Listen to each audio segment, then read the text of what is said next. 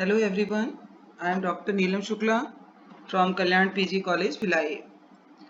Today I am delivering a lecture for MSc Physics 4th semester of 4th paper and Unit 4. My topic is optimum filter. An optimum filter is such a filter which is used for acquiring a best estimate of desired signal. ये optimum filter जो हम baseband signal receiver में integrator circuit use करते हैं that is act an optimum filter. कोई भी filter optimum filter कब कहलाता है? जब उसकी प्रोबेबिलिटी ऑफ एरर जो हो वो मिनिमम हो या उस सर्किट से या उस फिल्टर के द्वारा हमको जो रिजल्ट मिलता है उसमें सिग्नल कंटेंट्स मैक्सिमम हो और एरर प्रोबेबिलिटी मिनिमम हो। सो इसका जो सर्किट डायग्राम है वो ये देख लेते हैं हम कि इसमें हमने फिल्टर जो कि बेसबैंड सिग्नल रिसीवर में हमने इंटीग्रेटर यूज किया था, integrator circuit that is act an optimum filter when it is used to minimise the probability of error, या फिर हमको बहुत अच्छा बेस्ट रिजल्ट यदि गिविंग फिल्टर होगा तो that is known as the optimum filter और best filter. Here we use the signal, input signals are S1T or S2T. When this pass through the filter, the noise also occurred in the filter, which is used as a Gaussian noise and denoted by NT. After passing through filter, we obtain the sample or the output voltage will be V0 T. In the presence of noise, the output will become when S1T pass through the filter with the merged noise NT, we get the output S01T plus N0T।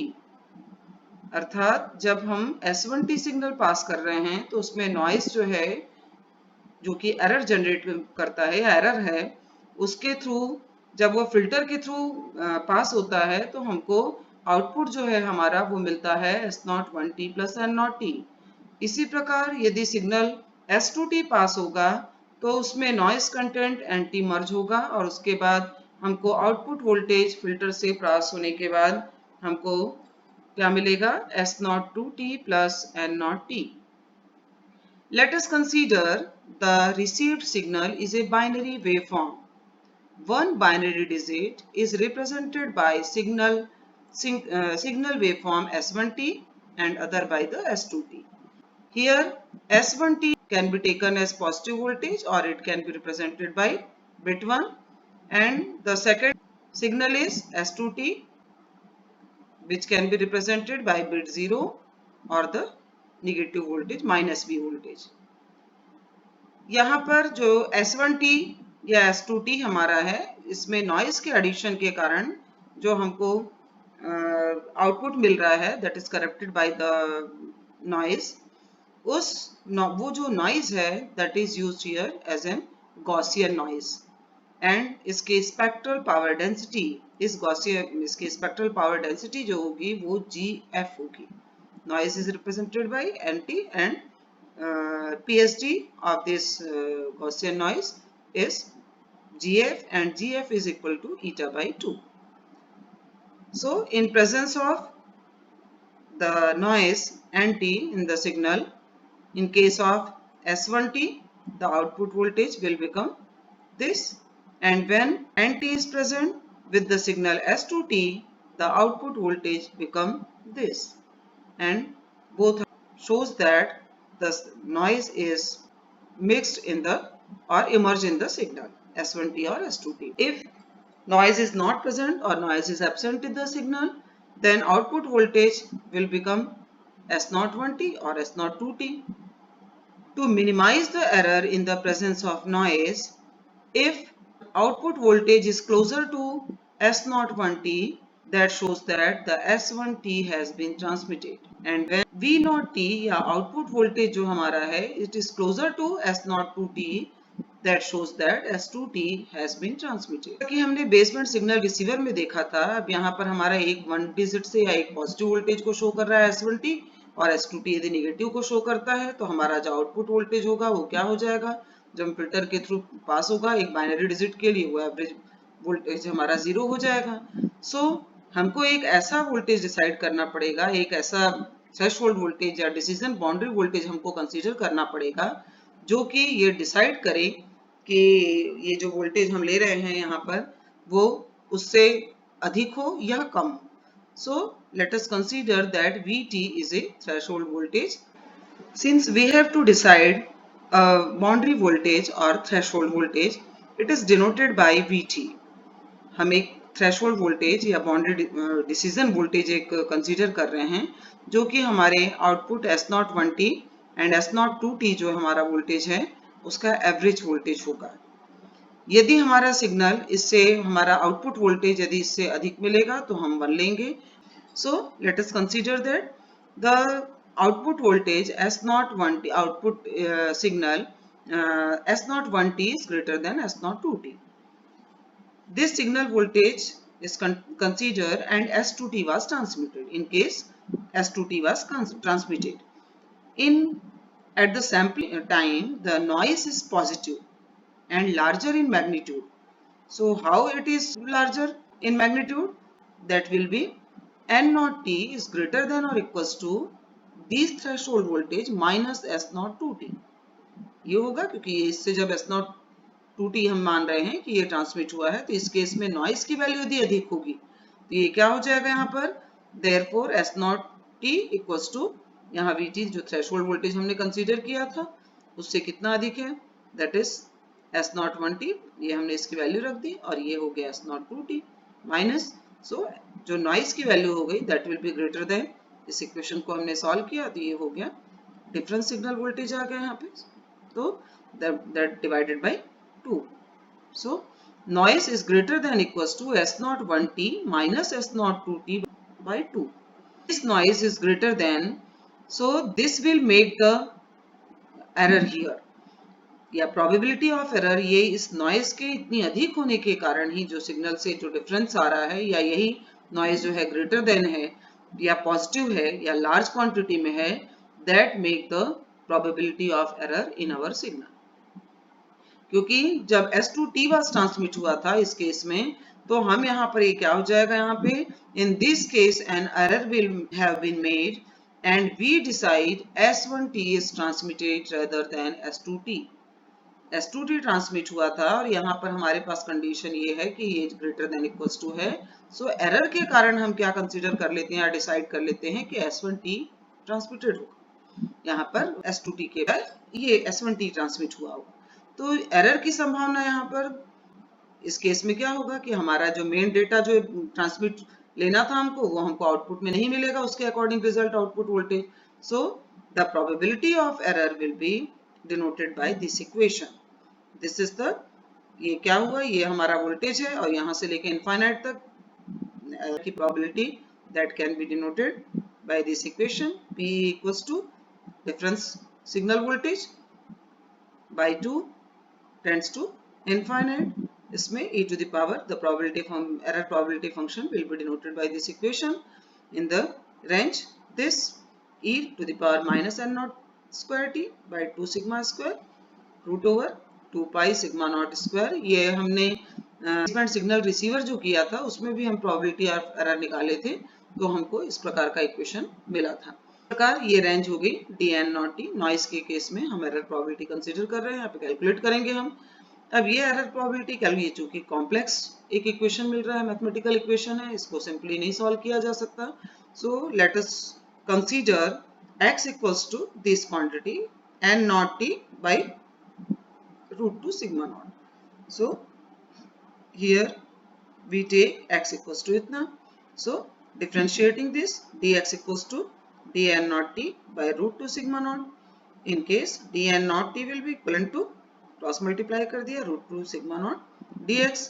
अब यहाँ पर हमारी जो limit है, the lower limit is this the difference signal by 2 and higher limit क्या है N0t tends to infinite, इन इस case में क्या हो जाएगा When n naught t tends to infinite, then x also tends to infinite, and when n naught t tends to signal difference by 2, so it will be equivalent to x equals to s naught 1t minus not 2t by यहाँ का हमारा x वाली value को हम यहाँ पे substitute कर देंगे रूट 2 सिग्मा नॉट, इसके साथ ये हो जाएगा 2 root 2 sigma naught. So substituting these values in our error probability function, so p equivalent to 1 by root pi, our limit lower to higher, this is the lower limit x की और ये higher limit है infinite. So substituting dn naught 2 जो है हमारा ये वाली quantity है, इसको हमने रख दिया यहाँ पे x की जगह पे, जहाँ ये क्वांटिटी है वहाँ x रखा, और जहाँ हमारा dx जो है वो इस क्वांटिटी की जगह पे क्या आ जाएगा, dn naught t जो है उसकी जगह ये क्वांटिटी आ जाएगी. So we have the equation in the form this e to the power minus x square dx. This equation is the standard form of the error function of x. So half of the error function of x where x is the this lower limit की value जो होगी वो x. So half of the error function of x we substitute here value of x. Error function का क्या होता है, इसका एकदम ग्राफिकल रिप्रेजेंटेशन देखें हम तो for the error function of x when it tends to infinite its maximum value will be 1, and when it tends to minus infinite its minimum value is equivalent to minus 1. So in this case its maximum value is 1. So if we put here the error function 1, so the error probability or the probability of error becomes half. Means हमारा जो optimum filter होगा उसमें error की संभावना कितनी हो जाएगी, half कम से कम होगी. ठीक है. सो अब p decreases as the difference signal जो हमारा होगा वो जितना लार्जर होते जाएगा उतना हमारा क्या होगा, एरर की प्रोबेबिलिटी डिक्रीज होती जाएगी. मतलब सिग्नल का डिफरेंस या हमारा सिग्नल की वैल्यू जो होगी वो जितनी हाई होगी उतना एरर की संभावना क्या हो जाएगी, या एरर प्रोबेबिलिटी ऑफ एरर क्या हो जाएगा, डिक्रीज होगा. और इस केस में जो नॉइस है हमारा आरएमएस नॉइस वोल्टेज जो है सिग्मा नॉट वो क्या होगा, स्मॉलर होगा. ऑप्टिमम फिल्टर के केस में द सिग्नल डिफरेंस आउटपुट जो हमको सिग्नल मिल रहा है उसका डिफरेंस क्या होगा, ग्रेटर होगा यदि, और जो वेरिएंस मिला है आरएमएस नॉइस वोल्टेज जो मिल रहा है वो स्मॉलर होना चाहिए. इस केस में क्या होगा, एरर की प्रोबेबिलिटी जो होगी वो डिक्रीज होगी, क्योंकि यहाँ से दिख रहा है ये shows that the signal will be increasing और larger and noise will be decreases, या नॉइस कम होगा, सिग्नल डिफरेंस की वैल्यू अधिक होगी, उस केस में एरर की संभावनाएं क्या हो जाएंगी, कम हो जाएगी, या p क्या होगा, डिक्रीज होगा. न्यूमरेटर की वैल्यू बढ़ेगी, डिनोमिनेटर जो होगा सिग्मा नॉट कम होगा, उस केस में p जो होगा वो डिक्रीज होगा, error probability. So in this way we can calculate the error probability of the optimum filter. And our next parameter is the signal to noise ratio SNR and transfer function of the optimum filter. For the purpose of minimum error probability, let us consider the input signal difference. हम मान लेते हैं कि optimum filter का input signal जो difference है वो मान लेते हैं PT है, that is S1t minus S2t, and corresponding output signal difference जो है वो P naught t, that is equals to output signal जो हमारा है उसका डिफरेंस हो गया. अब यहाँ पर यदि ये मान लिया जाए कि जो PT है उसके करस्पॉन्डिंग जो फ्रीक्वेंसी है सिग्नल की वो कितनी आ रही है, PF है, एंड आउटपुट की क्या हो जा रही है, P नॉट F ले रहे हैं. So if the HF is the transfer function of the filter then output signal power, ये जो यहाँ पे लिया गया है function of the F will be equal to the transfer function. ये इसका ट्रांसफर फंक्शन के साथ ये इक्वेशन होता है. So P naught F equals to HF into PF, ये हमारा ट्रांसफर फंक्शन के साथ इक्वेशन हो जाएगा. सो आउटपुट जो हमारा सिग्नल वोल्टेज है corresponding in terms of the frequency we can calculate here, and the difference signal for this equation can be written in terms of the frequency component to the within the limit minus infinite to plus infinite, this P naught F e to the power j2 by ft df. In this frequency range, this P naught t can be written in terms of the transfer function. By using this equation 4, we can write this equation in terms of the frequency by using the transfer function hf and substitute there this equation. इसको आप यहाँ पे रख देंगे जब ये equation हमारा p naught t equals to क्या हो जाएगा, p नॉट f की जगह पे हमने क्या रख दिया, ट्रांसफर फंक्शन फ्रीक्वेंसी का ये टर्म जो सिग्नल के करस्पॉन्डिंग लिया गया डिफरेंस सिग्नल के लिए फ्रीक्वेंसी के टर्म में, और ये टाइम कोऑर्डिनेट के टर्म में था। तो हमारा है डिफरेंस सिग्नल का जो आउटपुट है, सिग्नल पावर जो आउटपुट लिया गया है that is the p naught t, ये हो गया transfer function and in terms of the frequency interval के टर्म में। So the input noise to the optimum filter is, यदि हम ये मान लें कि हमारे जो ऑप्टिमम फिल्टर है उसका इनपुट नॉइज NT है, तो उसकी power spectral density PSD is denoted by GNF। Similarly its output power is noise, output noise power है actually, output noise power is N nought T and इसकी power spectral density है, output power spectral density noise की, output noise की, that is denoted by GN nought F. So this can be written in terms of the transfer function. This equation is written, the transfer function is here is in terms of the square. Actually this quantity is also the square of the output signal. This is the square of the input noise signal. So this equation can be written as the output signal square, their transfer function and the input signal square can be written as the PSD of the output signal, square of the transfer function, and this is the GNF or PSD of the input noise signal. Therefore, the normalized equation, the help of this equation, the normalized output noise power, that is the noise variance sigma naught square, जो हमारा variance है, noise variance है, या फिर ये normalized output power भी कहलाता है। ये जो normalized output noise power है sigma naught square है, it is related to the output power spectral density of the optimum filter, can be written as in terms of the variance can be written in terms of the output power spectral density of our optimum filter. So this is the equation, minus infinite to plus infinite Gn naught F df in the frequency range. So from this equation 6 we can write this equation in terms of the transfer function. So variance sigma naught square, that is equals to this hf square GNF df for the frequency range in terms of the power spectral density and transfer function. We know that in power error probability this quantity s naught t minus s naught 2t by sigma naught आया था, जो इस quantity को हम मान लेते हैं कि that is equivalent to gamma, एक पैरामीटर के इक्विवेलेंट हम कंसीडर करते हैं the output signal difference of our filter and this is the sigma naught. यदि हम इस क्वांटिटी को स्क्वायर कर देते हैं, क्योंकि हमारा जो SNR होता है सिग्नल टू नॉइस रेशियो होगा, वो हम इस क्वांटिटी से कैलकुलेट कर सकते हैं, क्योंकि SNR जो होता है वो क्या होता है, जो हमारा सिग्नल का पावर अपॉन का रेशियो आता है। Signal to noise ratio calculate करने के लिए यहाँ पर हमारे पास डायरेक्ट सिग्नल नहीं है, यहाँ पे हम we have different signal. So squaring this quantity gamma square equals to, ये हो जाएगा सिग्नल का स्क्वायर एंड ये हो जाएगा सिग्मा नॉट का स्क्वायर, तो ये वेरिएंस हो जाएगा। वेरिएंस की वैल्यू क्या होती है, नॉइस के स्क्वायर, एवरेज नॉइस के स्क्वायर के इक्विवेलेंट हो जाती है।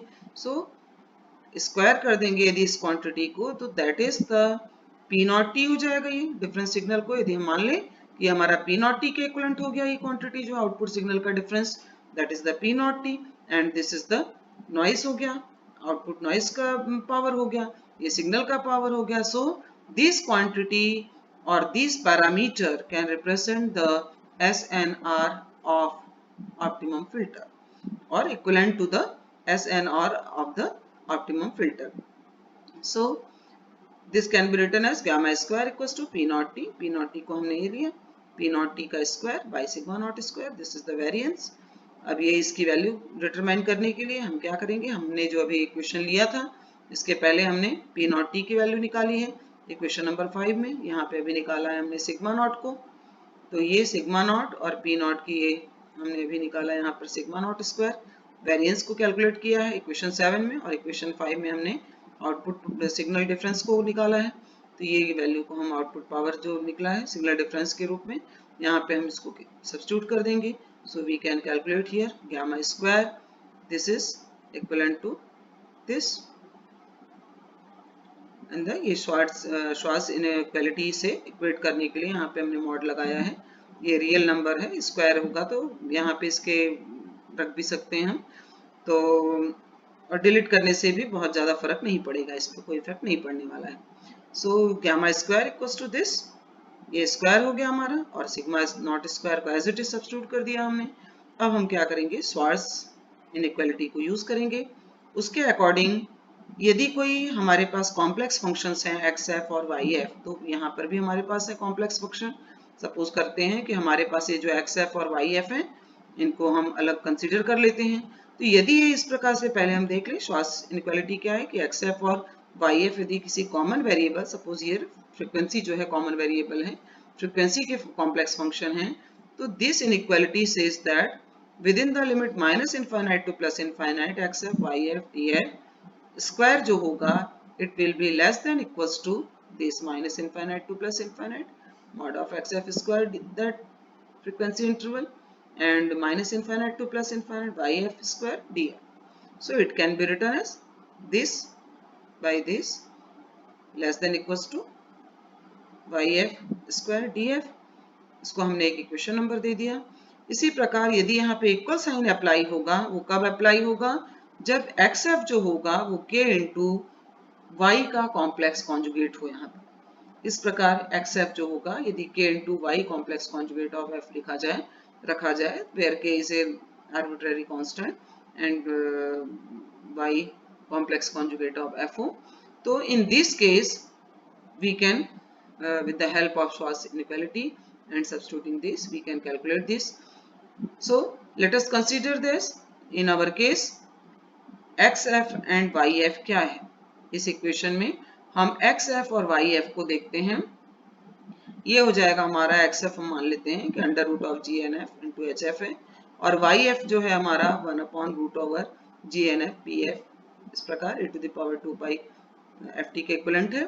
सो सॉल्व करेंगे इस इक्वेशन को. So gamma square equals to P not square T by sigma not square over power difference signal square, and this is the noise square, जो variance आ रहा है यहाँ पर, which will be less than equals to क्या हो जाएगा, ये क्वांटिटी हमारी पूरी आ जाएगी इतने के इक्विवेलेंट. जब हम एक्स एफ और वाई एफ की जगह पे रखते हैं तो this will be the left hand side, we get this.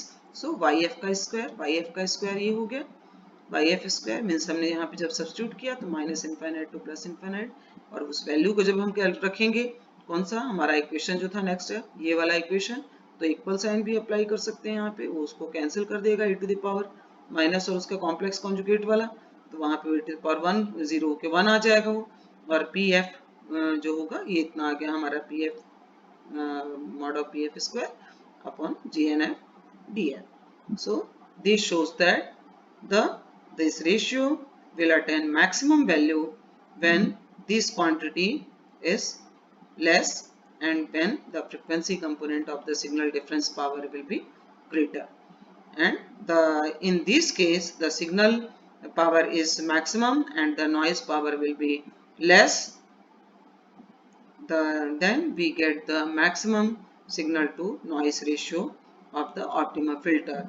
But in this case we have to calculate its transfer function also, so which can be determined by using our equation, that is the xf equals to ky complex conjugate of f. In this, by using this equation we can calculate the transfer function of our optimum filter. So SNR of the optimum filter and the transfer function of the optimum filter can be determined by using this equation of transfer function of the optimum filter. So substituting this value x k into this complex conjugate of this value, so hf equals to can be written as cross multiplying, here we get gnf e to the power minus j2 pi ft. So in this way, this is the important factor for the transfer function of the output power and the relation between the input to the input signal power of the optimum filter. it is more important quantity, and SNR shows that how the signal is maximum and how we can minimize the error of the optimum filter. I think आपने अच्छे से समझ लिया होगा इसको. Okay, thank you.